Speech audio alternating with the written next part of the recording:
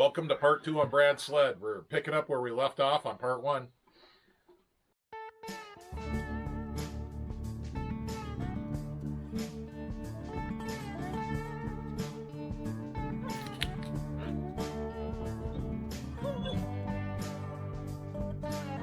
All right, well, we left part 1 off where we're just tearing down the sled, and in the previous 5 minutes to when we started shooting this video, Brad got some bad news. Bad news.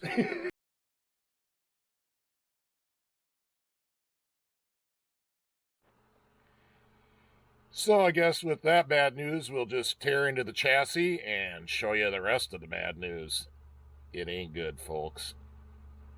All right, Lonnie and Dennis want me to see what's going on with the dipstick. Oh, there's a little bit of metal in there. And how's it smell?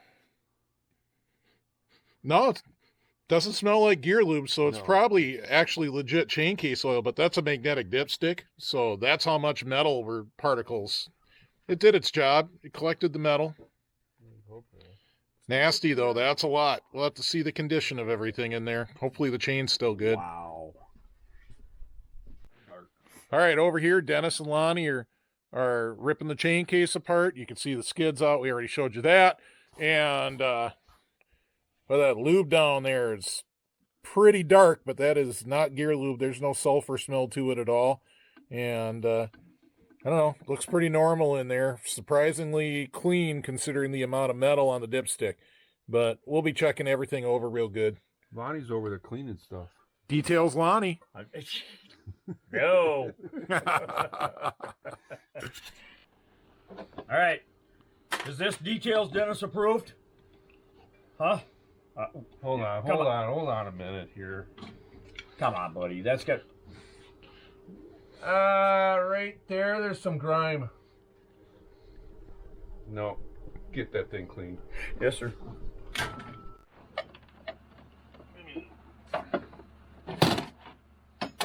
That's out. Clean that shit. Yes, sir. All right, even with all that bad news, we're still plugging away at this thing. Dennis has got the drive shaft out, and lo and behold, it's a two-wheel drive shaft because this isn't a real Ultra. This is an Indy 500 chassis that somebody put all the Ultra stuff into. And we discovered some other stuff, like those pipes don't really agree with that belly pan very well. I don't know. We're going to go with it. But in the meantime, while we think about the motor, we're going to keep working on this. We're going to continue ripping it down, cleaning it, get the skid rebuilt, and get the chassis back together. It's good to see Brad smiling because he's really not smiling with the bad news on the crank. Like I was a few weeks ago. We got a chunk of money into this sled already. It's not like we can part it, so this is bad news. It will run. It'll run.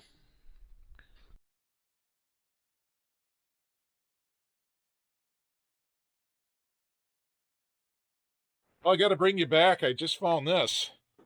That's a crank drain, and there's nothing in it. Nobody pulled it out today. This one is here. This one is here. But on the, what do you know? On the cylinder that had the melted piston, the crank drain was out. Do you think that had anything to do with it? I think we found the root cause. Motor just keeps on giving. Now we know why there was taking. Or taking, yeah. Now I just looked at the PTO side crank seal and realized why there was so much dirt behind it. Yeah, It's a press fit. that is completely white. So Where's the bottle? the piston that was melted was the PTO piston with this crank seal and with no drain plug in the motor. I'm amazed. This is truly one of the biggest vintage snowmobile catastrophes I found short of a stuck motor. Sorry, Brad. I drove it down here. And it drove here. How long ago? 6 hours. Shit. Sorry, Brad. The stuff that That's can all right. happen in 6 hours in another speed shop. This keeps coming. So an Ultra with an 11 wide chain instead of a 13. And of course the chain is broke. and the chain is totally wore out. Just, you know, if you hold it sideways and try to judge, it's just garbage. It's like something So from my BMX. just keeps coming.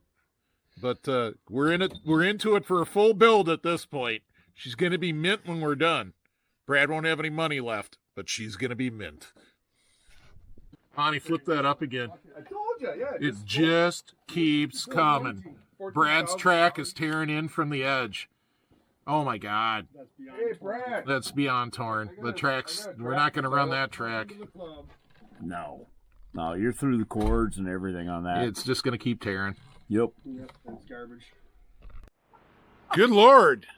Somebody wrapped that with fiberglass tape and then foil tape. You think they might have wanted to keep that from burning up? Well, those pipes did do They were hot. a little bit of damage to the chassis, or to the belly pan. They didn't fit this chassis at all. Of course, the fact that this was an Indy 500, I don't know if that makes any difference on the pan. I wouldn't think it would, but We're tearing this all out, getting the electrical out, Yeah, tearing good the luck. entire steering out. yeah, Out. we're partner down. Skis will come off. This chassis is done. This was never an Ultra chassis. This was an Indy 500 somebody butchered an Ultra motor into. We're just taking the good stuff. We're going to take the nose cone and the hood because they match and they're nice. Taking these nice plastic skis. These guys are doing the struggle. I'm going to jump in here and start helping. Whew. Damn, that snake was a beast. Yeah, Phillips screwdriver. Dennis and Lonnie slapped this thing together for the time being so we don't lose any hardware or parts. Stuff in the box, sort of a shell of a motor. There's no crank or pistons in it. Crank is en route to Northern Crankshaft in Thief River Falls to get rebuilt. This water pump will be hand delivered to my friend Tim Napolinski. Here we go. Dennis has the whole mess. Harness, brakes, the works. Ta-da! Point it in the direction. Look out, puppies. Don't think we're using this again. I think we showed this, but look at that edge rip all the way into the window. Garbage. All right, buddy. What do you think? We want to keep these? Keep the flanges. Should we throw this on the floor? I think throw it in the pile there. Tommy might want to dig through the pile of dead bearings. There you go. There you go, Tommy. Another bearing for you. Another bearing for you, buddy. All right, let's knock this thing off then, Lonnie. I know I'm delaying you with the camera here. Come on. Hanger over the edge. Skis on the floor, just like that. Other one. Whoop. Other side. Tripping over puppies. Go for it. Come on. There we go. Those are nice, Brad. Those are good Like skis. Yeah, I like them. Nice skis. Yeah. Quick break from Brad's Ultra. My friend Bill brought over his XLT motor, and you can see we flipped it upside down and changing crank seals. And everybody's jealous of this crank. It must be. It's got to That's be. what she said. I'm lucky. It's got to be freshly rebuilt. This is the quietest crank bearings I've ever heard. So this is going to be a sweet motor when it's done. Oh, yeah. You're Okay, you want to get up? Oh, Hopi, you want to get up? Hope, get up. I've seen you drive. Here.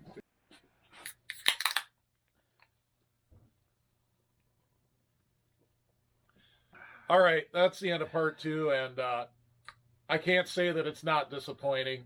Nobody's more disappointed than Brad because he's throwing a lot of money at this, and he's got $600 worth of pistons and V-Force reeds sitting over there waiting to go in.